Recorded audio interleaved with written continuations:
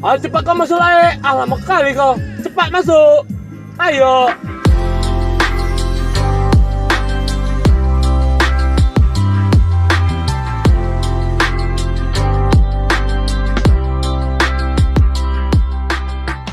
Oke, selamat datang kembali di channel kami Kepala Bensin. Nah, sekarang kita udah di dalam mobil Kijang Innova ini lagi test drive juga. Ya impresi pertama untuk berkendara sih, mobil ini emang menjual kenyamanan ya. Suspensinya benar-benar empuk, terus kursinya juga menopang dengan baik ya. Benar-benar empuk banget, tebel busanya dan tidak buat keringat di tubuh. Untuk AC ya seperti biasa lah, Toyota dimana pasti dingin, walaupun kita nggak pakai fan speed yang terlalu besar ini ya. Tapi untuk mengemudi sih benar-benar mobil ini seperti tadi yang saya bilang, bukan driver oriented ya. Ini benar-benar passenger oriented. Jadi ya kalau misalnya kita mengemudi ya benar-benar capek. Satu sisi ya terbiasanya Toyota mendesain untuk posisi driving dari mobil ini, kalau tangan pas pasti kaki kejauhan. Kalau kaki pas terhadap pedal, pasti tangan terhadap setir tuh ya nggak pas. Jadi benar-benar menyiksa lah, agak menyiksa juga.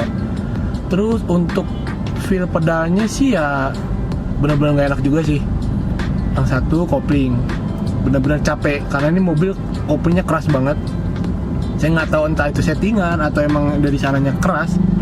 Terus pedal remnya itu kalau diinjek sedikit dia belum ngerem, tapi diinjek pol itu ya mobil terasa ngangguk kayak rem mendadak. Ya tipikal feel rem pedal benar-benar Jepangan lah ya, yang agak aneh gitu, ngaco.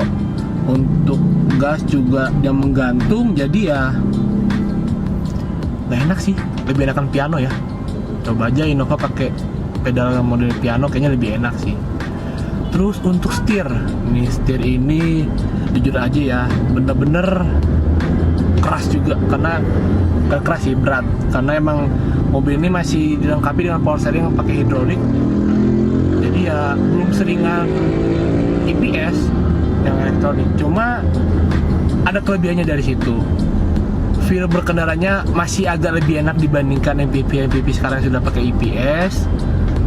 Lebih terasa dari jalan feelnya, dan setirnya tuh nggak terlalu close gitu, nggak terlalu enteng banget, jadi masih ada feel kecepatan tinggi. Ya ada plus minusnya sih terhadap semuanya. Terus untuk kekedapan kabin saat saya mengemudi ini sih ya bisa didengar lah ya, masih lebih enak dibandingkan saudaranya yaitu Avanza. Maklum sih mobil ini emang pada saat baru harganya sudah 200 sampai 300 jutaan. Jadi kalau misalnya kekedapan kabinnya gak enak ya patut dipertanyakan sih Toyota. Ini masih oke lah kekedapan kabin. Terus untuk driving position, karena emang ini mobil zaman sekarang ya tahu sendiri, untuk penglihatan ke bawah tuh dia kurang baik sih, ke depan dan ke bawah untuk melihat ujung-ujung dari si mobil ini, bonet mobil ini. Dan satu lagi yang mengganggu adalah pilar A-nya. Pilar A-nya itu benar-benar sangat membuat blind spotnya itu termasuk besar untuk sisi kanan maupun dari sisi kiri. Jadi untuk yang bawa mobil ini hati-hati, kalau ada mobil atau motor yang masuk dari arah sisi atau dari kanan mobil, sisi kanan atau sisi kiri mobil maksud saya, itu kadang-kadang tidak terlihat, walaupun emang ada sedikit apa yang saya bilang ya, sedikit inovasi dari Toyota. Dia membuat seperti kaca ada di sini di depan ini. Nah, jadi kaca ini tuh berguna juga untuk melihat blind spot dari mobil ini ya, walaupun sebenarnya nggak ngebantu-bantu amat gitu loh. Di Kijang Innova ini sudah ada head adjuster dan seat belt adjusternya juga, head adjusternya juga. Jadi untuk mengatur dari tinggi posisi sabuk pengaman, dari mengatur posisi duduk juga udah lebih ergonomis sedikit lah ya. Walaupun tadi saya bilang posisi pedal dan posisi setir itu masih bisa saya bilang jauh dari kata nyaman ya, bener-bener itu tadi saya bilang bukan driver oriented tapi passenger oriented.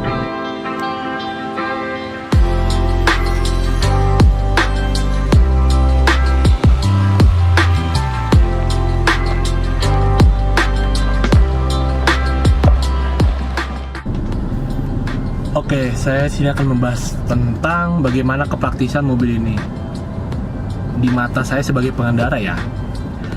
Sebenarnya banyak yang bilang mobil ini terlalu banyak sunatan lah untuk fitur-fiturnya. Saya setuju sih. Untuk menyetir ini jujur aja saya memerlukan effort lebih pada saat saya akan mengatur seperti suhu ruangan atau misalnya volume audio mobil. Karena di mobil ini belum ada fitur semisal audio steering switch, terus si AC-nya itu belum digital gitu, masih yang kompor. Jadi saya harus melihat ke arah knob itu untuk bisa mengoperasikan dia lebih tepat lagi sesuai dengan kemauan saya. Satu fitur yang saya suka untuk pengendara di mobil ini adalah spion tengah sudah dynamic view. Ya, ada cetekannya lah kalau kata orang-orang awam ya. Ya ini jujur aja sih cukup membantu, apalagi ketika kita sedang berhadapan dengan mobil yang ngedim-ngedim dari belakang. Itu benar-benar membuat mata kita tersiksa kan. Mata jadi letih, perih, silau gitu kan. Sangat mengganggu konsentrasi daripada mengemudi kita. Tapi di sini sudah ada dynamic view, kita tinggal cetek, masalah hilang. Jadi nggak ada yang namanya silau-silauan lagi dari arah spion tengah. Terus untuk cup holder di mobil ini cukup banyak sih ya. Untuk di door trim sendiri ada satu di depan, salah satu untuk pengemudi satu, untuk penumpang depan satu. Di tengah ini juga ada dua lah yang bisa dijadikan cup holder. Jadi benar-benar enak sih. Jadi Innova ini tidak akan membuat Anda kehausan selama di perjalanan. Cukup bagus.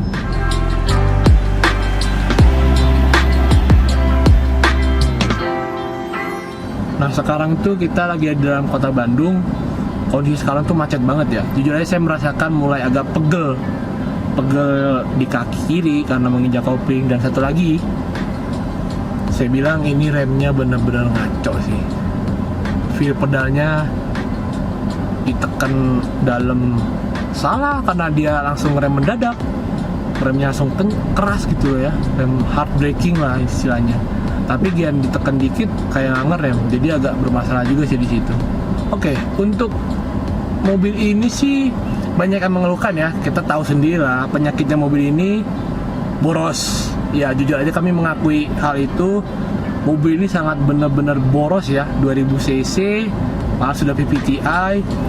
Untuk bensin manual ini dia mencatatkan konsumsi bahan bakarnya tuh hanya sekitar 1:7, 1:8. Itu sudah hasil yang terbaik ya bagi kami.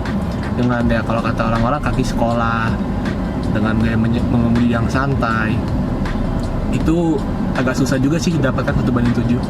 Malah untuk yang versi Matic bensin mungkin dalam kota hanya bisa mencatatkan konsumsi bahan bakar 1:6. Itu pun sudah termasuk baik ya, karena saya pernah memakai Innova Matic bensin itu paling boros dia bisa sampai 1:5. Itu sudah lebih daripada mobil supercar kali ya, dengan tenaga yang enak. Tapi di mobil ini tenaga yang enak tuh susah banget didapatkan karena emang lemot, torsinya terlalu kecil, bodinya terlalu besar. Tapi emang untuk rute luar kota untungnya dia masih bisa sedikit memperbaiki, karena emang pada saat kecepatan 100 km per jam mobil ini hanya mencatatkan RPM mesin sekitar 2600 atau 2700 RPM. Ya lumayan untuk membantu lah, walaupun tidak signifikan. Dan emang hasilnya untuk rute tol mobil ini bisa mencatatkan konsumsi bahan bakar hingga 1:10 km. Jadi intinya 1 liter untuk 10 km lah. Ya lumayan lah untuk 2000 cc yang lemot ini dan yang terkenal boros ini ya, walaupun masih banyak 2000 cc lainnya yang masih bisa lebih irit dan masih bisa lebih bertenaga.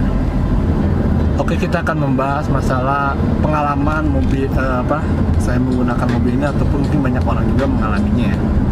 Yang pertama itu untuk kenyamanan sih ya, saya seperti udah bilang sebelumnya ya, nggak usah ditanya lagi lah, Innova siapa sih yang meragukan kenyamanannya. Nah, cuma itu tadi, dengan kenyamanan yang benar-benar enak, di sini tidak ada sama sekali keenakan atau fun untuk menyetir mobil ini, fun to drive lah kita bilangnya. Bimbung, boyo, ya mau diharapkan apa lagi mobil keluarga. Bener-bener sejatinya ini MPV yang diciptakan untuk keluarga banyak penumpang lah. Kalau untuk yang lainnya perjalanan jauh sih ya saya bilang cukup nyaman dengan mobil ini. Ya tidak membuat tersiksa ya sebagai passenger. Cuma emang untuk supir itu melelahkan karena pedalnya kurang enak. Terus handling dari mobil ini benar-benar membuat kita jadi lebih lebih aware lah, lebih cepat capek ya kan, konsentrasi lebih banyak untuk urusan handling.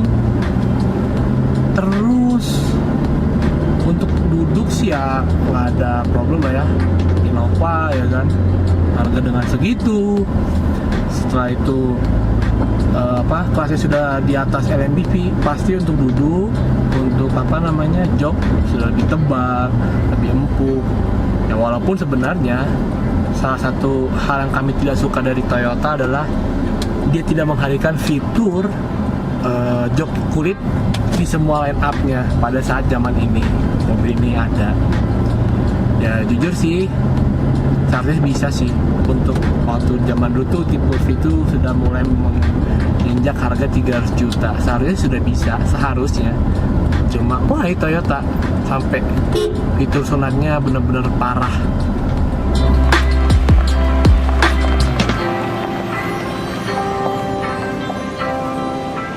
Saya ingin menceritakan bagaimana si mobil ini diperlakukan oleh pemiliknya. Mobil ini sebenarnya digunakan sebagai mobil kantor, mobil operasional, karena emang terbukti badak ya. Mobil ini nggak ada pernah masalah ya, walaupun kadang-kadang kalau servis berkala ya membuat dompet jadi tipis beberapa kali. Cuma beberapa kali dibawa ke Kalimantan, ke Surabaya gitu loh. Mobil ini nggak ada komplain yang berarti sih, nggak ada kayak sampai turun mesin, turun transmisi, belum ada sih. Cuma kayak penggantian kopling sudah wajar ya, karena emang mobil ini benar-benar capek dan memang dipakai hampir setiap hari oleh pemiliknya, oleh ownernya. Seperti kopling pasti ganti, oli lebih cepat ganti, busi, filter udara, filter AC. Itu hal wajar sih dalam Toyota dan dalam pengurusan mobil lah ya. Kalau Anda punya mobil wajar sih. Cuma belum ada sampai kayak masalah besar, mobil masih bisa jalan. Ya walaupun jujur aja kami tidak berani untuk mengetes ini lebih cepat 0 sampai 100 dikarenakan kaki-kaki dari mobil ini sudah agak sedikit mengkhawatirkan. Sektor ban dari mobil ini ya sudah getas. Tadi kami lihat pada saat sebelum review mobil ini sudah mengkhawatirkan. Kami takutkan suatu saat bisa saja terjadi mobil ini pecah ban, karena ada beberapa titik di sidewall bannya itu sudah mulai retak. Ya daripada kita menyebabkan kecelakaan, eksiden, lebih baik kita tahu diri lah kalau punya mobil yang agak sedikit punya kekurangan. Saya hampir saja lupa menyebutkan dari kelemahan mobil ini yang sering dikeluhkan oleh pemakai mobil ini. Mobil ini salah satu fitur dari mesinnya itu masih menggunakan viscofan radiator. Jadi kipas dari radiatornya ini mengikuti dari RPM mesin, bukan dari elektronik. Jadi banyak dikeluhkan oleh pengguna Innova yang ada di Indonesia ini. Seringkali viscofan itu umurnya pendek dan membuat overheat. Banyak sekali ya kejadian atau kasus yang dimana sampai overheat dan akhirnya ya seperti itu. Akhirnya mesinnya jadi ngaco, dalaman mesin rusak. Ya, tapi untungnya nih Toyota itu emang kalau untuk bikin mesin nggak pernah salah sih. Mau segimanapun mobil ini overheat, saya masih menemukan beberapa mobil Innova ini overheat sampai ada yang dalaman mesin seperti piston apa segala itu udah mulai sebenarnya tidak layak ya. Setelah diganti masih jalan.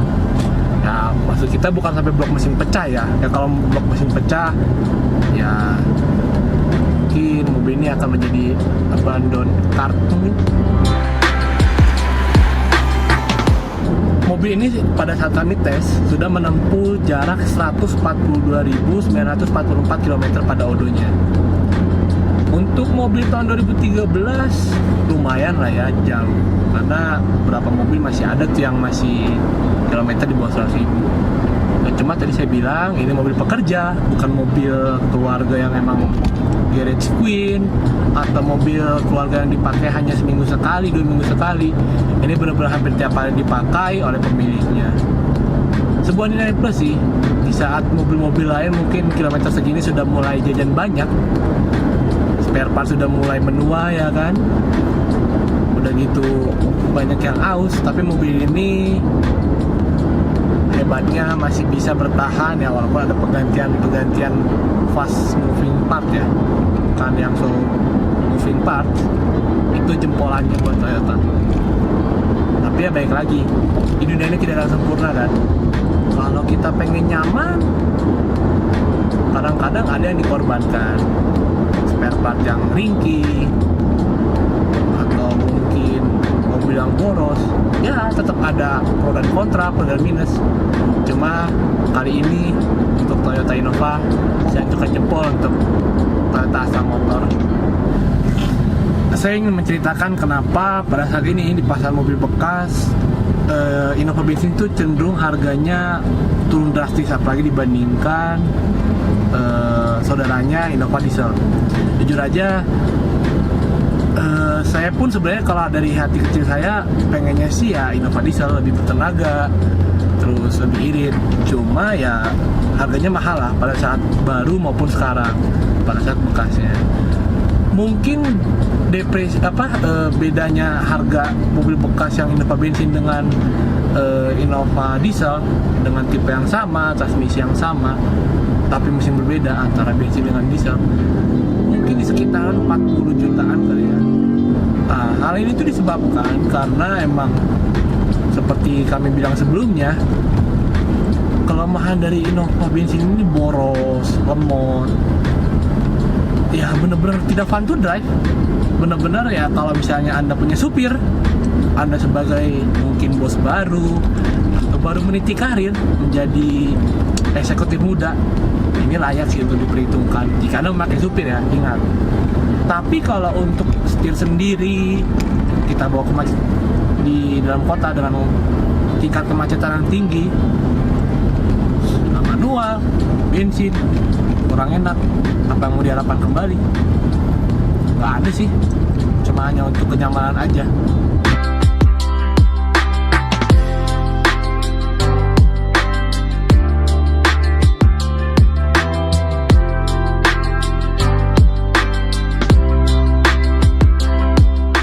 Oke, kita sekarang ada di tahap kesimpulan dari mobil ini. Menurut kami sih kalau bagi Anda yang mau beli mobil bekas dengan budget sekitar 140 sampai 160 juta, ya jawabannya Kijang Innova bensin ini ya, walaupun tadi boros, lemot, tapi dia masih menawarkan kenyamanan, akomodasi yang sangat juara lah di kelas ya. Jadi ada plus dan minusnya juga. Terus perawatan juga cukup enteng, bisa dan untuk kedepannya pasti resale value-nya akan sedikit terbantu dengan nama Toyota dan Kijang. Ya untuk sekarang sih kami jujur aja di kelas ini tidak ada tandingannya dan kami sangat suka mobil ini. Walaupun ada beberapa kontra yang ada di mobil ini yang kami tidak suka.